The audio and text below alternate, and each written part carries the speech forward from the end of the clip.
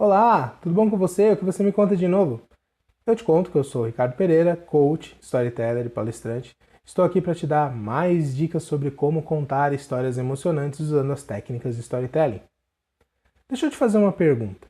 Se você conseguisse estruturar a sua história de maneira que ela fizesse mais sentido e tivesse mais lógica, será que a sua história seria melhor, a sua mensagem seria melhor transmitida?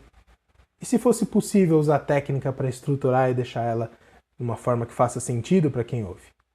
Bom, eu estou aqui para te ensinar e compartilhar contigo a estrutura em 3 atos.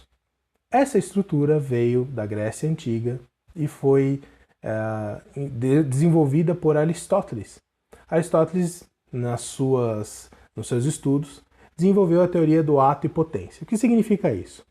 Ato é a ação que nós executamos, né, como pessoas, as coisas que nós fazemos enquanto seres viventes na Terra, e a potência é a consequência, é aquilo que aquele ato realizado traz para a gente, que de forma que a gente se enriqueça e que isso nos sirva para aprender e desenvolver nossa capacidade de acumular conhecimento e usar esse aprendizado para um próximo ato, que vai gerar uma nova potência. Causa e efeito. Você só faz uma coisa porque aconteceu algo e esse algo vai gerar a consequência da próxima, vai gerar a próxima ação e assim seguimos os atos. Então Aristóteles estruturou a maneira de se contar e de se transmitir conhecimento em 3 grandes atos. O primeiro ato é o ato 1. É o ato onde nós descrevemos na nossa história como é o mundo atual, como é a situação que nós vivemos hoje. Você também pode chamar o ato 1 de contexto. Então, como é o contexto de onde se vive?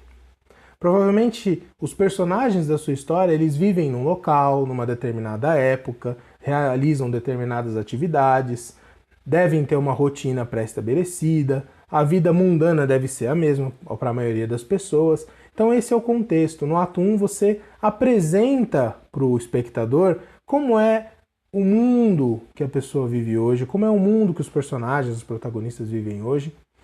E falando no protagonista, você apresenta o protagonista da história ou a protagonista da história, quem realmente vai ser a pessoa que vai executar os atos, que vai gerar as consequências para as próximas ações no decorrer da sua história. Então esse é o ato 1. E o ato 1 termina no momento em que a vida mundana, a vida comum se altera. E esse evento que faz a vida comum se alterar se chama incidente excitante. Eu estou falando dele aqui, mas num outro vídeo a gente vai desenvolver um pouco mais esse assunto. Tá bom? Então, mas guarda que o ato 1 se encerra no incidente excitante, que é o evento que faz com que esse mundo comum se transforme e algo precisa ser feito a respeito dessa transformação. Ok? Esse é o ato 1, o contexto. E aí a história se desenrola a partir desse incidente incitante e vamos para o ato 2.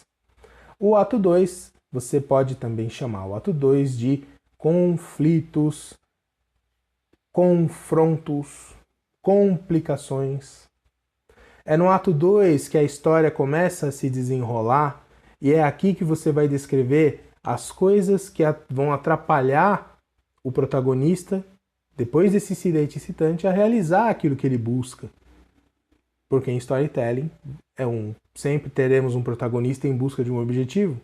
E no ato 2 você tem as complicações, os buracos na estrada, os inimigos a enfrentar, as dificuldades, os aprendizados, as motivações, as não motivações, as desmotivações, aquilo que nos atrapalha, aquilo que nos ajuda, nossos mentores, enfim, tudo isso, todo o desenrolar dessa história está no ato 2. É aqui no ato 2 em que a gente narra os perrengues. É uma ótima palavra para se guardar, para se definir o ato 2. Os perrengues, os conflitos, as complicações. E o ato 2, evidentemente, acaba no momento que a última complicação aparece.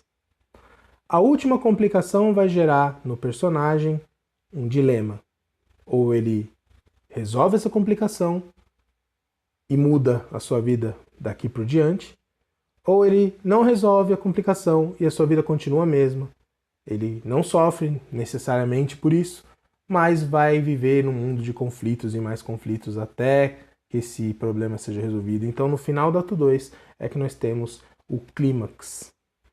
É a crise e o clímax. É aqui, e também vamos falar melhor sobre esses dois eventos em outro vídeo. Mas é nesse momento que o ato 2 termina. Quando o personagem precisa fazer uma decisão final, essa decisão vai gerar a última resolução, o último efeito dessa causa final para terminar a história. E o ato 3, também conhecido como final, ou resultados alcançados, é aqui que você narra o que aconteceu depois desse evento final do ato 2. O que aconteceu depois que o personagem tomou essa decisão final e como ficou o mundo depois. Como ficou a vida dessa personagem depois. Como o protagonista passou a ser visto pelas pessoas. Como ele passou a enxergar o mundo depois. Porque se tem uma coisa que é verdade no storytelling, é que todo personagem que inicia a sua jornada termina de forma diferente do que começou. Essa pessoa nunca mais vai ser a mesma do início da jornada. E no ato 3 você tem que descrever o que houve, qual foi a consequência final, qual foi a potência de Aristóteles, o que aconteceu finalmente depois que todas as complicações cessaram e o mundo voltou a ser normal, ou o mundo mudou completamente para esse personagem. É aqui que você descreve essa parte. Nessa hora é que você vai transmitir a sua lição para você que vai fazer a sua palestra, vai fazer a apresentação. A conclusão da sua história, da sua mensagem é apresentada baseada no aprendizado do protagonista. Então é muito importante. Gostou do vídeo de hoje? Eu espero que você tenha gostado bastante. Se você tiver dúvida, por favor, mande aqui nos comentários. Vamos nos permanecer conectados. Inscreva-se no canal, curta o vídeo, compartilhe e nos vemos no próximo. Um abraço e tchau, tchau.